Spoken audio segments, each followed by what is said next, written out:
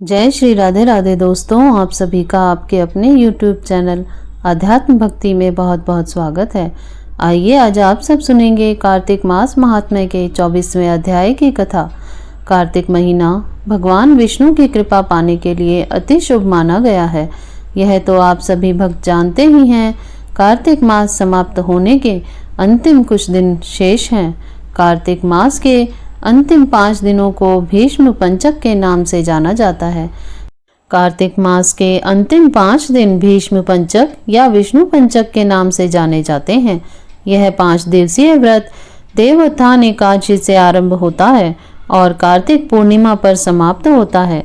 पद्म पुराण में कहा गया है कि जो भी भक्त इस 5 दिवसीय व्रत का पालन करते हैं उन्हें तपस्या से आध्यात्मिक उन्नति एवं भगवान श्री कृष्ण की शुद्ध भक्ति प्राप्त होती है। कार्तिक मास के अंतिम 5 दिनों का यह व्रत पहले ऋषि वशिष्ठ, भृगु, गर्ग आदि द्वारा किया जाता था। महाराज अम्बरीश ने यह व्रत किया और अपने सभी राजसी सुखों का त्याग कर दिया। भीष्म पंचक उपवास का पालन करने से व्यक्ति को चारों चतुर्मास उपवास का लाभ मिलता है। भीष्म पंचक माँ गंगा एवं राजा शांतनु के पुत्र भीष्म को समर्पित है। वह कुरु वंश में महान राजा भरत के वंशज पांडवों के ज्येष्ठ पितामह हैं। महाभारत एवं श्रीमद् भागवत के अनुसार भीष्म ने कुरु वंश का सिंहासन त्याग कर आजीवन ब्रह्मचारी रहने की प्रतिज्ञा की थी, जिसका उन्होंने जीवन पर्यंत पालन किया। गौड़ीय वैष्णव के अनुसार भीष्म कृष्ण भावनामृत विज्ञान में 12 महाजन अधिकारियों में से एक के रूप में जाने जाते हैं। अपनी युवा अवस्था में उन्होंने यह वरदान मिला था कि उनकी मृत्यु उनकी इच्छा अनुसार ही होगी। महाभारत के युद्ध की समाप्ति पर जिस समय गंगा पुत्र भीष्म सूर्य के उत्तरायण होने की प्रतीक्षा में बाणों की शैया पर शयन कर रहे थे, तब भगवान श्री कृष्ण पांडवों के साथ उनके पास गए तथा युधिष्ठिर ने भीष्म पितामह से प्रार्थना की, हे पितामह, आप हमें राज्य चलाने संबंधी उपदेश देने की कृपा करें।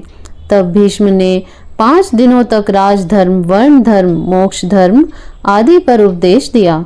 उनका उपदेश सुनकर भगवान श्री कृष्ण संतुष्ट हुए और बोले कि गंगा पुत्र, आपके कार्तिक शुक्ल पक्ष की एकादशी से पूर्णिमा तक 5 दिनों में जो धार्मिक उपदेश दिया है उससे मुझे बहुत प्रसन्नता हुई। इस कारण आपकी स्मृति में इन 5 दिनों में भीष्म पंचक व्रत का प्रारंभ होगा। इन 5 दिनों में भगवान हरि की पूजा करने और भक्ति सेवा में संलग्न भक्तों को मैं शुद्ध भक्ति का वरदान देता हूँ। पांडवों के युद्ध जीतने के बाद पितामह भीष्म ने शांति अनुभव की। वे भगवान श्री कृष्ण के सम्मुख अपना शरीर छोड़ना चाहते थे। यह भगवान श्री कृष्ण के प्रति उनकी अटूट आस्था और भक्ति को दर्शाता है। पद्म पुराण में कहा गया है कि जो भी भक्त कार्तिक मास के अंतिम 5 दिनों में इस व्रत का पालन करते हैं वह पापों से मुक्त होकर जीवन में आध्यात्मिक उन्नति करते हैं। तो आइए अब कार्तिक मास महात्म्य कथा श्रृंखला में पिछले अध्याय यानी के 23वें कथा अध्याय के कुछ मुख्य बिंदुओं पर प्रकाश डाल लेते हैं और फिर 24वें अध्याय की ओर अग्रसर होते हुए आगे की कथा का श्रवण करेंगे। पिछले अध्याय में हमने सुना किस प्रकार से धात्री व तुलसी के प्रीति के कारण भगवान विष्णु अपना सारा दुख भूलकर पूर्ववत सुखी होकर शंकर जी का स्मरण करने लगे। फिर नारद जी ने तुलसी और आंवले के वृक्ष की संपूर्ण महिमा एवं महात्म्य हमें समझाया। किस प्रकार से केवल तुलसी व आंवले का पौधा घर में लगाने एवं पूजा करने व दीपक जलाने से पुण्य फलों को और भगवान लक्ष्मी नारायण जी की कृपा को प्राप्त किया जा सकता है। आगे की कथा के अनुसार राजा पृथु ने कहा, हे नारद जी, आपने तुलसी के इतिहास व्रत महात्म्य के बारे में कहा। अब यह बताने की कृपा करें कि कार्तिक मास में और भी देवताओं का पूजन होता है, यह भी मुझे समझाकर कहिए। नारद जी ने कहा, पहले समय में पर्वत के निकट कर्तिपुर में एक धर्मात्मा धर्मदत्त नामक ब्राह्मण रहता था। वह भगवान विष्णु के सब व्रत करता था।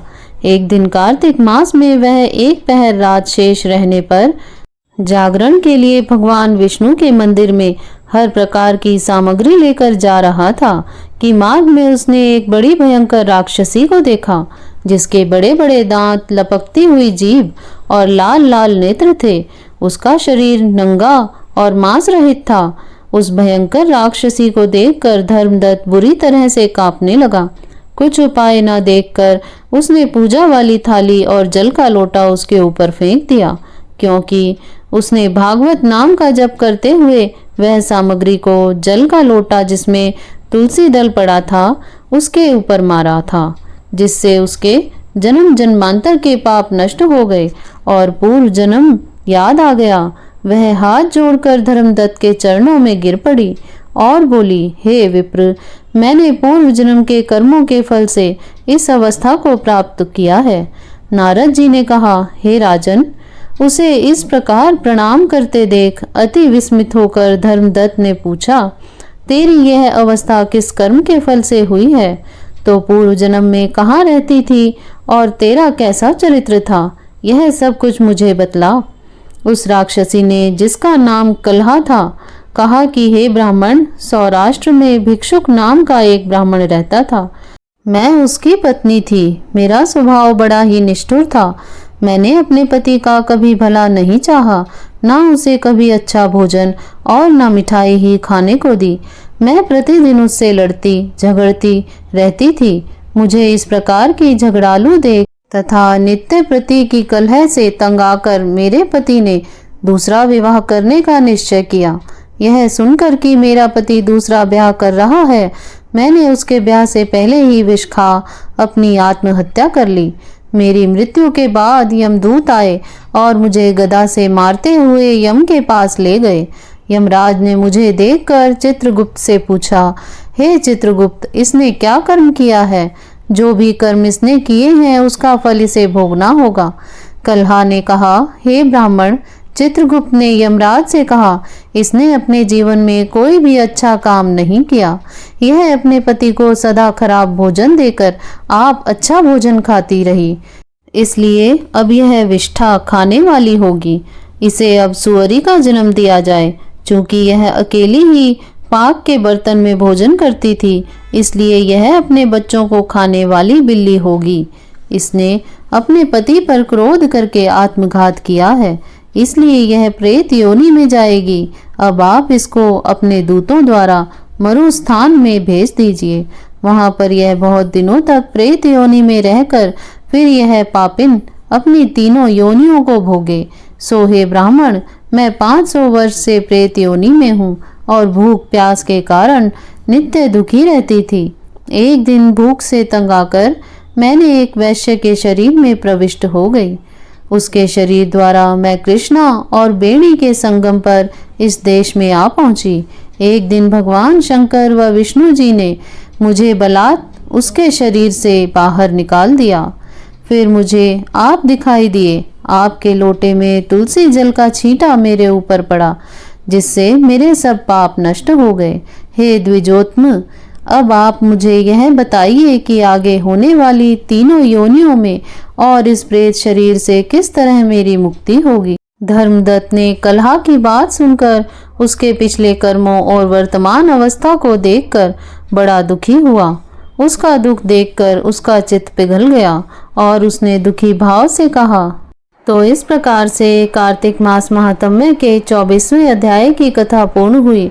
तो बोलिए प्रेम से भगवान विष्णु की जय, माता लक्ष्मी की जय, भगवान श्री कृष्ण की जय, तुलसी माता की जय, सर्व देवी देवताओं की जय। तो आइए अब सुनते हैं लपसी तपसी की कहानी। ऐसा माना जाता है कि इस कहानी को सुने बिना कार्तिक महात्म्य सुनने का सुफल प्राप्त नहीं हो पाता। तो लपसी तपसी की कहानी इस प्रकार से है। प्राचीन समय की बात है। एक गांव में दो भाई रहते थे। एक का नाम लपसी था और दूसरे का नाम तपसी। तपसी तो भगवान की तपस्या करता था और लपसी सवा सेर की लस्सी बनाकर भगवान को भोग लगाता और लोटा हिलाकर जीम लेता था। एक दिन दोनों लड़ने लगे। लपसी बोला कि मैं बड़ा हूँ और तपसी बोला कि मैं बड़ा हूँ। इतने में नारद जी आए और पूछने लगे कि क्यों लड़ रहे हो। लपसी ने कहा, मैं बड़ा हूँ और तपसी ने कहा, मैं बड़ा हूँ। तपसी बोला, मैं सारे दिन भगवान की पूजा करता हूँ। नारद जी बोले कि मैं तुम्हारा फैसला कर दूंगा। दूसरे दिन तपसी नहा कर आने लगा तो नारद जी ने 1.25 करोड़ की अंगूठी उसके आगे फेंक दी। उसने आंख खोल कर देखा तो 1.25 करोड़ की अंगूठी पड़ी है। तब तपसी ने वह अंगूठी उठाकर बगल के नीचे दबा ली और तपस्या करने लगा।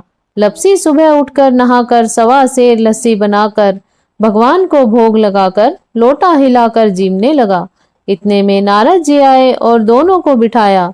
तब नारद जी ने तपसी से पूछा, तुम्हारे हाथ के नीचे क्या है? तो वहां पर 1.25 करोड़ की अंगूठी निकली। तब नारद जी बोले कि ये अंगूठी तो तूने चुराई है, इसलिए तेरी तपस्या भंग हो गई, इसलिए लपसी बड़ा है। तपसी बोला, महाराज मेरी तपस्या का फल कैसे मिलेगा? तो नारद जी बोले, तेरी तपस्या का फल कार्तिक नहाने वाली देगी। फिर नारद जी बोले कि सबकी कहानी कहकर तेरी कहानी ना कहे तो कार्तिक का फल खत्म हो जाएगा। तो इस प्रकार से कार्तिक महात्म्य के साथ लपसी और तपसी की कहानी सुनने से कार्तिक महात्म्य का संपूर्ण फल प्राप्त होता है। अगर आप सब कार्तिक महात्म्य के आगे के अध्यायों की कथा का श्रवण करना चाहते हैं, यदि आप हमारे चैनल पर पहली बार आए हैं तो चैनल को सब्सक्राइब कर लें ताकि आने वाली वीडियो की नोटिफिकेशन आपको समय से मिलती रहे। वीडियो को लाइक करें, शेयर करें। सुखी रहें, स्वस्थ रहें। जय श्री राधे राधे। धन्यवाद।